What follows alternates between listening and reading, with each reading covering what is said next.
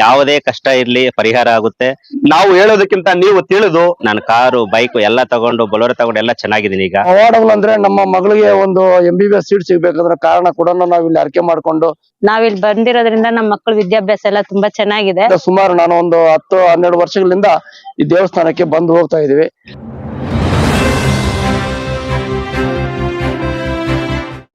ಓಂ ಶ್ರೀ ನಲಗಂಗಮ್ಮ ದೇವಾಯ ನಮಃ. ನನ್ನ ಹೆಸರು ಗಗನ್ ರೆಡ್ಡಿ ಅಂತ. ನಾನು ಇಲ್ಲಿ ಸುಮಾರು ಒಂದು 15-18 ವರ್ಷದಿಂದ ನಾನು ಇಲ್ಲಿ ಪೂಜೆ ಮಾಡ್ತಾ ಬರ್ತಾ ಇದ್ದೀನಿ. ಇಲ್ಲಿ ಬರ್ತಾ ಇರುವ ಭಕ್ತಾದಿಗಳಿಗೆ ಇಲ್ಲಿ ತುಂಬಾ ಅನುಕೂಲ ಆಗ್ತಾ ಇದೆ. ಇಲ್ಲಿ ಯಾವ ತರ ಅನುಕೂಲ ಆಗುತ್ತೆ ಅಂದ್ರೆ, ಮಕ್ಳಿಲ್ದವ್ರಿಗೆ ಮಕ್ಳಾಗ್ತಿದೆ, ಕೆಲಸ ಇಲ್ದವ್ರಿಗೆ ಕೆಲಸ ಸಿಗ್ತಿದೆ. ಈಗ ಸ್ಕೂಲಲ್ಲಿ ಓದ್ತಾ ಇದ್ದವ್ರಿಗೆ ನೆಕ್ಸ್ಟ್ ಕಾಲೇಜು ಫೆಸಿಲಿಟಿಗೆ ಈಗ ಮುಂದಕ್ಕೆ ಹೋಗ್ಬೇಕಂದ್ರೆ ಅವ್ರಿಗೆಲ್ಲ ಈಗ ಕಾಲೇಜಲ್ಲಿ ಉನ್ನತ ಸ್ಥಾನ ಸಿಗ್ಬೇಕಂದ್ರೆ ಆ ಸ್ಥಾನದಲ್ಲಿ ಅವ್ರಿಗೆ ಕಾಲೇಜಲ್ಲಿ ಅವ್ರಿಗೆ ಎಲ್ಲಿ ಬೇಕಂದ್ರೆ ಅಲ್ಲಿ ಸೀಟ್ ಸಿಗ್ಬೇಕಂದ್ರೆ ಸೀಟ್ ಸಿಗೋ ಜಾಗದಲ್ಲಿ ಅಲ್ಲಿ ಸೀಟ್ ಕೊಡ್ಬೇಕಂದ್ರೆ ಅದಕ್ಕೆಲ್ಲ ಇಲ್ಲಿ ಅಮ್ಮನ ಅರ್ಕೆ ಮಾಡ್ಕೊಂಡ್ರೆ ಅಮ್ಮ ಇಲ್ಲಿ ನಮ್ಗೆಲ್ರಿಗೂನು ಯಾವುದೇ ರೀತಿಯಾಗಿ ತೊಂದರೆ ಇಲ್ದಂಗೆ, ಅಲ್ಲಿ ಯಾರೂನು ನಮ್ಗೆ ಅಡ್ಡ ಇಲ್ದಂಗೆ ನಮ್ಗೆ ಮುಂದೆ ಹೋಗಕ್ಕೆ ದಾರಿ ಮಾಡ್ಕೊಡ್ತಾರ ಅಮ್ಮ. ಮತ್ತೆ ತುಂಬಾ ಜನ ಈ ದೆವ್ವ ಹಿಡ್ದಿದೆ ಅಂತ, ಮತ್ತೆ ಮಾಟ ಮಂತ್ರ ಆಗಿದೆ ಅಂತ ಮನೆ ಇರೋ ಜಾಗದಲ್ಲಿ ಮಾಟ ಮಂತ್ರ ಮಾಡ್ಬಿಟ್ಟಿರ್ತಾರೆ. ಮತ್ತೆ ಈಗ ಅವ್ರು ಏನೋ ಕೆಲಸ ಮಾಡ್ಬೇಕು, ಅವ್ರಿಗೆ ಹಣಕಾಸಿನ ಸಮಸ್ಯೆ ಇರುತ್ತೆ.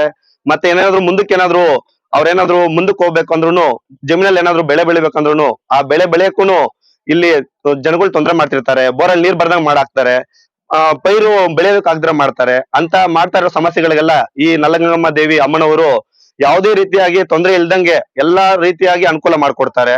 ಈ ದೇವಸ್ಥಾನ ಬಂದು ಟಿ ಕುರುಬರಹಳ್ಳಿ ಗ್ರಾಮಕ್ಕೆ ಸೇರಿದ್ದು. ಇದು ಚೌಡೇನಹಳ್ಳಿ ಕೆರೆಯ ಮುಂಭಾಗದಲ್ಲಿದೆ. ಈ ದೇವಾಲಯವು ಚೌಡೇನಹಳ್ಳಿ, ಕುರುಬರಹಳ್ಳಿ, ತಿಪ್ದೊಡ್ಡಿ ಗ್ರೂಪ್ಗೆ ಸೇರಿದ ದೇವಾಲಯವಾಗಿದೆ. ಈ ದೇವಾಲಯದಲ್ಲಿ ಪ್ರತಿಯೊಬ್ಬ ಭಕ್ತಾದಿಗಳು ಬಂದು ಪ್ರತಿ ಅಮಾವಾಸ್ಯೆ ಹಾಗೂ ಹುಣ್ಣಿಮೆಗೆ ಪ್ರತಿಯೊಂದು ಪೂಜೆ ನಡೀತಾ ಇರುತ್ತೆ. ಅಮಾವಾಸ್ಯೆ ದಿನ ಪ್ರತಿಯೊಬ್ಬರು ಭಕ್ತಾದಿಗಳು ಅಮ್ಮನವರಿಗೆ ಸೀರೆ ದಾನ ಮಾಡ್ತಾರೆ. ಮತ್ತೆ ಒಡಬಾಲ್ ಸಾಮಾನು ಅಂತಾರೆ, ಆ ಅಂದ್ರೆ ಮಳ್ಳು ತುಂಬೋದು, ಮಳ್ಳಕ್ಕಿ ತುಂಬ್ತಾರಂತಾರಲ್ಲ ಆ ತರ ಮಳ್ಳು ತುಂಬೋದನ್ನ ಆ ಸೇವೆಯನ್ನು ಮಾಡ್ತಾರೆ. ಅಮ್ಮನವ್ರಿಗೆ ಅಭಿಷೇಕ ಮಾಡಿಸ್ತಾರೆ. ಮತ್ತೆ ಅವರು ಮನೆಗೆ ಅವ್ರಿಗೇನಾದ್ರು ಇಬ್ಬಂದಿ ತುಂಬಾ ತೊಂದರೆಯಲ್ಲಿ ಸಿಗಾಕೊಂಡಿರ್ತಾರಲ್ವಾ, ಆ ತೊಂದರೆಯಿಂದ ಹೊರಗಡೆ ಬಂದಾಗ ಅಮ್ಮನವರಿಗೆ ಅರ್ಕೆ ಹೊತ್ಕೊಂಡಿರ್ತಾರೆ. ನಾನು ದೇವಸ್ಥಾನಕ್ಕೆ ಈ ರೀತಿಯಾಗಿ ಅನುಕೂಲ ಮಾಡ್ಕೊಡ್ತೀನಿ, ನಾನು ಸಿಮೆಂಟ್ ಕೊಡಿಸ್ತೀನಿ, ಮರಳು ಕೊಡಿಸ್ತೀನಿ, ಈಗ ನಾನು ಸೀಟ್ ಎತ್ ಕೊಡ್ತೀನಿ, ಈಗ ಇಲ್ಲಿ ದೇವಸ್ಥಾನ ಪಕ್ಕದಲ್ಲಿ ರೂಮ್ ಎಲ್ಲ ರೆಡಿ ಮಾಡ್ತಾ ಇದೀವಿ, ಅದೇ ಸೀಟ್ ಎತ್ ಕೊಡ್ತೀನಿ ಅಂತ ಹೇಳಿದ್ರು. ಒಬ್ರು ಕಲ್ಲು, ಒಬ್ರು ಬೇಸ್ ಮಟಮ್ಮು, ಒಬ್ರು ಪಾಯ ಕಲ್ಲು, ಪ್ರತಿಯೊಬ್ಬರು ಭಕ್ತಾದಿಗಳು ಬಂದವರೆಲ್ಲರೂ ನಮ್ಗೆ ಅನನುಕೂಲ ಆಗಿದೆ ಇಲ್ಲಿಂದ ಅನ್ನೋದು ಯಾರ ಬಾಯಲ್ಲೂ ಬಂದಿಲ್ಲ. ನಾನ್ ಇವತ್ತು ಇಲ್ಲಿವರೆಗೂ ನಾನು ನೋಡ್ತಾ ಇರೋವರೆಗೂ ಇವತ್ತು ನಾನು ಯಾವತ್ತು ಈ ಅಮ್ಮನವ್ರಿಗೆ ಪೂಜೆ ಮಾಡಕ್ ಪ್ರಾರಂಭ ಮಾಡಿದೀನೋ ಆವತ್ತಿಂದ ಇವತ್ತವರೆಗೂ ಯಾರೊಬ್ರು ನಮ್ ತೊಂದರೆಯಿಂದ ನಾವು ಸಿಗಾಕೊಂಡಿದೀವಿ, ಇನ್ನ ಅದೇ ತೊಂದರೆ ಇದೀವಿ ಅಂತ ಯಾರು ಹೇಳಿಲ್ಲ. ಪ್ರತಿಯೊಬ್ರು ಆ ತೊಂದರೆಯಿಂದ ಹೊರಗಡೆ ಬಂದಿದ್ದೀವಿ, ಅನುಕೂಲ ಆಗಿದೆ ಅಂತಾನೆ ಹೇಳ್ತಿದ್ದಾರೆ.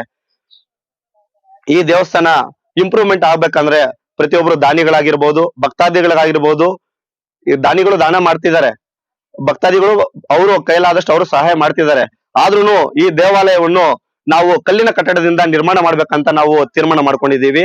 ಆದ್ರೂ ಇದು ಪಾಯ ಮಟ್ಟಕ್ಕೆ ತಲುಪಿದೆ. ಇಲ್ಲಿಂದ ನಾವು ಕಲ್ಲಿನ ಮಟ್ಟದಲ್ಲಿ ನಾವು ನಿರ್ಮಾಣ ಮಾಡ್ಬೇಕಂದ್ರೆ ಇದಕ್ಕೆ ಈಗ ಅನನುಕೂಲ ನಮ್ಮ ಕೈಯಲ್ಲಿ ಆಗ್ತಾ ಇಲ್ಲ. ಇದಕ್ಕಾಗಿ ಪ್ರತಿಯೊಬ್ಬರು ದಾನಿಗಳಾಗಿರ್ಬೋದು, ಇನ್ನ ಹೆಚ್ಚಿನ ಸಂಖ್ಯೆಯಲ್ಲಿ ಭಕ್ತಾದಿಗಳು ಬಂದು ಅಮ್ಮನವ್ರಿಗೆ ಅರಕೆ ಹೊತ್ಕೊಂಡು ಆ ದೇವಾಲಯವನ್ನು ನಿರ್ಮಾಣ ಮಾಡೋದಕ್ಕೆ ಹಾಗೂ ಅಮ್ಮನವರ ಸೇವೆ ಮಾಡೋದಕ್ಕೆ ಆಗಿ ಪ್ರತಿಯೊಬ್ಬರು ಇಲ್ಲಿ ಬಂದು ಅಮ್ಮನವರ ಕೃಪೆಗೆ ಪಾತ್ರರಾಗಬೇಕಾಗಿ ನಾವು ಎಲ್ಲರಲ್ಲಿ ಕೇಳ್ಕೊಂತ ಇದ್ದೀವಿ. ತನುಮನ ಧನ ಸಹಾಯದಿಂದ ಈ ದೇವಾಲಯಕ್ಕೆ ಅನುಕೂಲ ಮಾಡಿಕೊಡ್ಬೇಕಾಗಿ ವಿನಂತಿ. ಪ್ರತಿ ಅಮಾವಾಸ್ಯೆ, ಪ್ರತಿ ಹುಣ್ಣಿಮೆ ಹಾಗೂ ಜಾತ್ರೆಯ ಸಮಾರಂಭದಲ್ಲಿ ಇಲ್ಲಿ ಪೂಜೆ ನಡೆಯುತ್ತೆ. ಇಲ್ಲಿ ಅವ್ರಿಗೇನಾದ್ರು ತುಂಬಾ ಈಗ ಫ್ಲಾಟ್ ಆಗ್ಬಿಟ್ಟಿರ್ತಾರೆ ಅಂದ್ರೆ, ಎಕ್ಸಾಂಪಲ್ಗೆ ಅವ್ರ ಕೈಲಿ ಎದೇಳಕ್ ಆಗಲ್ಲ, ತುಂಬಾ ಮಲಗ್ಬಿಟ್ಟಿರ್ತಾರೆ. ಅಂತವ್ರನ್ನು ಮಧ್ಯರಾತ್ರಿ 12 ಗಂಟೆ ಕರ್ಕೊಬಂದು ಇಲ್ಲಿ ಅಮ್ಮನವರ ಹತ್ರದಿಂದ ನಾವು ಪ್ರಸಾದ ಅಂದ್ರೆ ಒಂದು ನಿಂಬೆಹಣ್ಣು ರೂಪದಲ್ಲಿ, ಒಂದು ಭಂಡಾರ ರೂಪದಲ್ಲಿ ಅಮ್ಮನವರಿಂದ ತಗೊಂಡು ಅದನ್ನ ಅವರು ಅನುಕೂಲ ಮಾಡ್ಕೋಬೇಕಂತ ಎಂತ ರಾತ್ರಿಲಿ ಬಂದು ಅಮ್ಮನವರ ಸೇವೆಗಾಗಿ ಅಮ್ಮನವ್ರನ್ನ ನೋಡಿ ಅಮ್ಮನವರಿಂದ ವರ ತಗೊಳಕ್ಕೋಸ್ಕರ ಬಂದ್ರೆ ಅವ್ರಿಗೆ ಖಂಡಿತವಾಗಿ ಅನುಕೂಲ ಆಗುತ್ತೆ. ಇಲ್ಲಿ ಪೂಜೆ ಮಾಡ್ಕೊಡ್ತೀವಿ. ಬರ್ಬೇಕಂದ್ರೆ ಯಾವ ರೀತಿ ಬರ್ಬೇಕು? ಇದು ಲ್ಯಾಂಡ್ ಮಾರ್ಕ್ ಏನಿದೆ?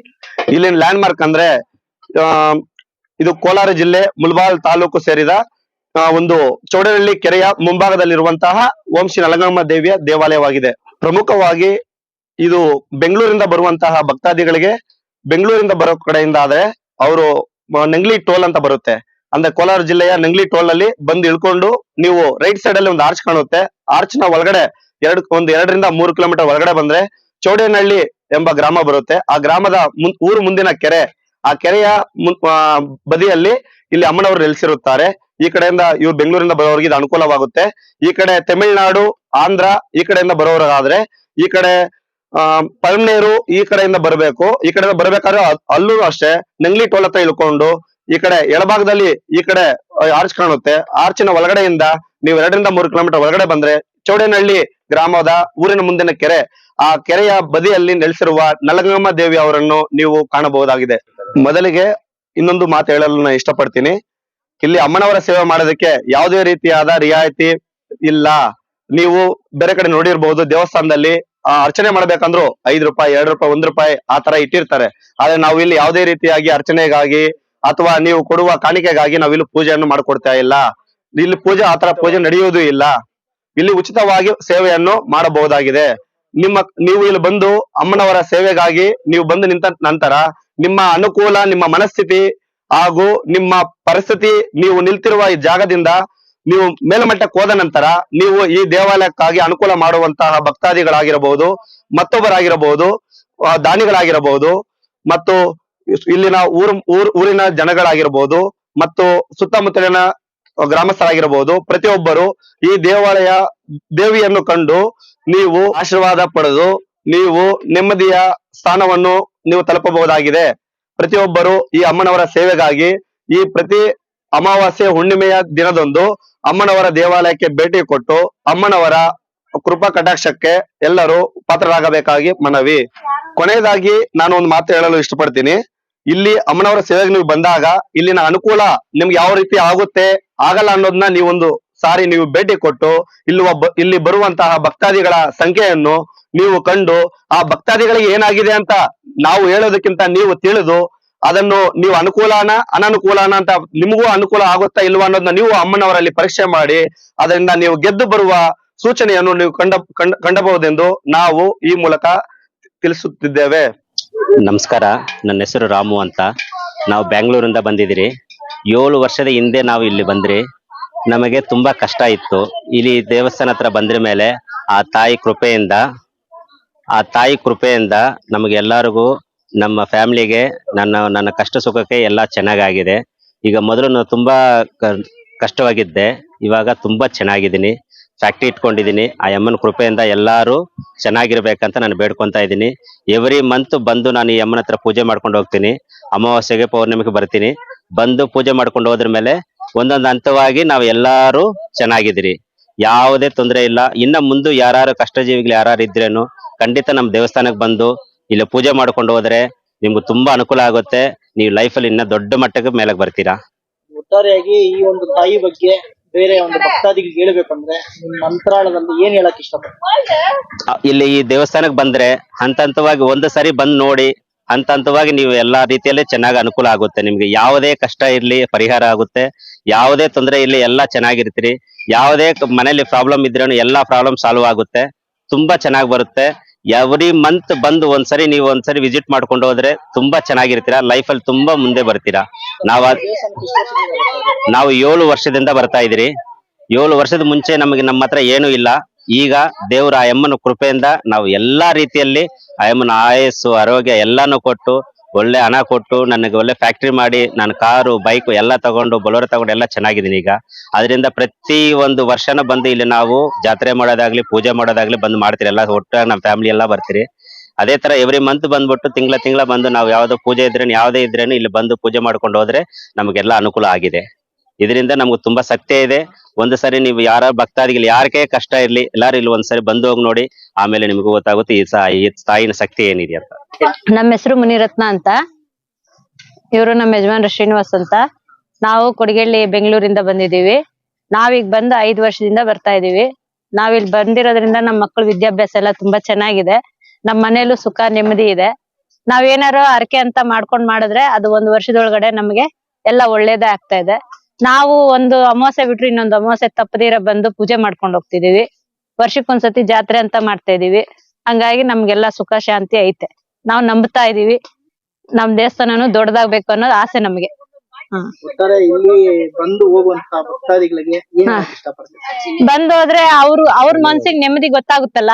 ಅವ್ರು ಬಂದ್ ಹೋಗೋದ್ರಿಂದ 1 ತಿಂಗಳಲ್ಲ ಇನ್ನೊಂದ್ ತಿಂಗಳಲ್ಲಿ ಅವ್ರಿಗೆ ಅವ್ರ ಏನ್ ಮನ್ಸಲ್ಲಿ ಬೇಡ್ಕೊಂಡಿರ್ತಾರೋ ಅದ್ ಅವ್ರಿಗೆ ಗೊತ್ತಾಗ್ಬಿಡುತ್ತೆ. ಹಂಗಾಗಿ ಬಂದವ್ರು ಯಾರು ನಿಂತಿಲ್ಲ, ಬರ್ತಾ ಇದಾರೆ ಆತರ. ವಿಶೇಷವಾಗಿ ಆ ತಾಯಿ ಹತ್ರ ಯಾವ ರೀತಿ ಅರ್ಕೆ ಮಾಡ್ತಾರೆ ಬರೋ ನಮ್ದು ಯಾವ ಹಣಕಾಸಿನ ಸಮಸ್ಯೆ ಆದ್ರೂ ಪರವಾಗಿಲ್ಲ, ಮಕ್ಕಳ ಸಮಸ್ಯೆ ಆದ್ರೂ ಪರವಾಗಿಲ್ಲ, ಏನಾದ್ರೂ ಮಾಟ ಮಂತ್ರ ಅಂತ ಬಂದವ್ರಿಗಾದ್ರೂ ಪರವಾಗಿಲ್ಲ, ಏನೇ ಒಂದು ಪ್ರಾಬ್ಲಮ್ ಅಂತ ಬಂದ್ರೂನು ಎಲ್ಲ ಸಾಲ್ವ್ ಆಗಿದೆ. ನೀವು ಒಂಚೂರು ಮುಂದೆ ಬನ್ನಿ. ದೇವ್ರು ಕಾಣಿಸ್ಲಿ. ಕಾಣುತ್ತೆ, ದೇವ್ರು ಕಾಣುತ್ತೆ. ಹೇಳಿ ಯಜಮಾನ್ರ. ನನ್ನ ಹೆಸರು ಶ್ರೀನಿವಾಸ್ ಅಂತ. ನಾವು ಬೆಂಗಳೂರಲ್ಲಿ ಡ್ಯೂಟಿ ಮಾಡುತ್ತೇನೆ. ನಾನು ಸುಮಾರು ಇಲ್ಲಿ ಒಂದು 10 ವರ್ಷಗಳಿಂದ ಬರ್ತಾ ಇದೀವಿ. 10 ವರ್ಷಗಳಿಂದ ಬರ್ತಾ ಇದ್ರು ಕೂಡ ನಮ್ಮ ಬೇಡಿಕೆಗಳು ಎಲ್ಲ ಈಡೇರ್ತಾ ಇದಾವೆ. ನಮ್ಮ ಭಾರತ ದೇಶ ಸಂಸ್ಕೃತಿಯಲ್ಲಿ ನೋಡಿದರೆ ದೇವರನ್ನ ನಂಬಿದೀವಿ, ದೇವ್ರ ನಂಬೇಕಷ್ಟೇ. ಅದ್ ಬಿಟ್ಬಿಟ್ಟು ನಾವು ಬೇರೆ ಬೇರೆ ಏನೇನೋ ಮಾಡ್ತೀವಿ ಅಂತ ಕೂಡ ಯಾವ್ದೋ ಅಸಾಧ್ಯವಾದ ಮಾತುಗಳು. ದೇವ್ರ ಮೇಲೆ ಯಾವತ್ತು ನಾವು ವಿಶ್ವಾಸ ಇಡ್ತೀವೋ ಅವತ್ತು ಎಲ್ಲಾ ನಮ್ಗೆ ಒಳ್ಳೇದಾಗುತ್ತೆ ಅಂತ ಹೇಳ್ಬಿಟ್ಟು ನಾವು ನಮ್ಮ ಹಿರಿಯರಷ್ಟೇ, ನಮ್ಮ ದೇವರಷ್ಟೇ, ಎಲ್ಲರೂ ನಾವು ಸಂಸ್ಕೃತಿ ನಂಬೇಕು. ನಾವು ಭಾರತ ದೇಶದಲ್ಲಿ ಫಸ್ಟ್ ಸಂಸ್ಕೃತಿ ಬೆಲೆ ಕೊಡ್ಬೇಕು. ದೇವರನ್ನ ಅನ್ನೋದು ಇಲ್ಲ ಅಂದ್ರೆ ನಾವು ಏನು ಕೆಲಸ ಮಾಡಿದ್ರೆ ಅನ್ನೋದು ಉದ್ಧಾರ ಅನ್ನೋದು ನಾವೆಲ್ಲ ಅನುಭವಿಸಿದೀವಿ, ನೋಡಿದೀವಿ. ಆದ್ರಿಂದ ಸುಮಾರು ನಾನು ಒಂದು 10-12 ವರ್ಷಗಳಿಂದ ಈ ದೇವಸ್ಥಾನಕ್ಕೆ ಬಂದು ಹೋಗ್ತಾ ಇದೀವಿ. ಅಭಿವೃದ್ಧಿ ಆಗ್ಬೇಕಾದ್ರೆ ಇನ್ನೂ ಎಲ್ಲರೂ ಸಾರ್ವಜನಿಕರು ಮತ್ತು ಭಕ್ತಾದಿಗಳ ಒಂದು ಅವಶ್ಯಕತೆ ಇರೋದ್ರಿಂದ ತಾವೆಲ್ಲರೂ ಈ ಮಾಧ್ಯಮ ಮುಖಾಂತರ ಪ್ರಚಾರ ಮಾಡ್ಬೇಕಂತ ತಮ್ಮಲ್ಲಿ ನಾನು ಕೇಳಿಕೊಳ್ಳುತ್ತೇನೆ ಸರ್. ತಮಗೆ ಈ ದೇವಾಲಯಕ್ಕೆ ಬಂದ್ಮೇಲೆ ಎಂತ ಅನುಭವಗಳಾಗಿದೆ? ಇನ್ನೇನಾದ್ರು ಪವಾಡಗಳು ನಿಮ್ಮನ್ನು ಇಷ್ಟೊಂದು ಆಕರ್ಷಣೆ ಮಾಡ್ತಾ ಹೇಗೆ? ಪವಾಡಗಳಂದ್ರೆ ನಮ್ಮ ಮಗಳಿಗೆ ಒಂದು MBBS ಸೀಟ್ ಸಿಗ್ಬೇಕಾದ್ರೆ ಕಾರಣ ಕೂಡ ನಾವು ಇಲ್ಲಿ ಅರ್ಕೆ ಮಾಡ್ಕೊಂಡು ನಾವು ಅದೇ ರೀತಿಯಲ್ಲಿ ಓದಿ ಬರೆದು ನಮ್ಮ ಮಗಳು ಅಷ್ಟೇ ಒಂದು ಉನ್ನತ ಸ್ಥಾನಕ್ಕೆ ಹೋಗಿದ್ದಾಳೆ. ಆ ಒಂದು ನನಗೆ ಒಂದು ನಂಬಿಕೆ ಇಟ್ಕೊಂಡು ನಾವು ಬರ್ತಾ ಇದೀವಿ ಸರ್ ಈ ದೇವಸ್ಥಾನಕ್ಕೆ. ಎಷ್ಟು ವರ್ಷದಿಂದ ಬರ್ತಾ ಇದ್ರು? ಸುಮಾರು ಒಂದು 12 ವರ್ಷಗಳಿಂದ ಬರ್ತಾ ಇದೀವಿ ಸರ್. ಅವ್ರು ಬೇರೆ ಕಡೆಯಿಂದ ಈ ಕಡೆ ವರ್ಗಾವಣೆ ಆಗ್ಬೇಕು ಅಂತ ಕೂಡ ಕೇಳ್ಕೊಂಡಿದ್ವಿ, ಅದು ಸಮೇತ ನಮ್ಮ ಅರ್ಕೆ ಪೂರ್ತಿ ಆಗಿದೆ. ದೇವರನ್ನ ನಂಬಿದವ್ರು ಯಾರೂನು ಕೆಟ್ಟಿಲ್ಲ ಸರ್. ಇಷ್ಟು ಮಾತ್ರ ಹೇಳೋದಕ್ಕೆ ನಾನು ಇಷ್ಟಪಡ್ತೀನಿ ಸರ್.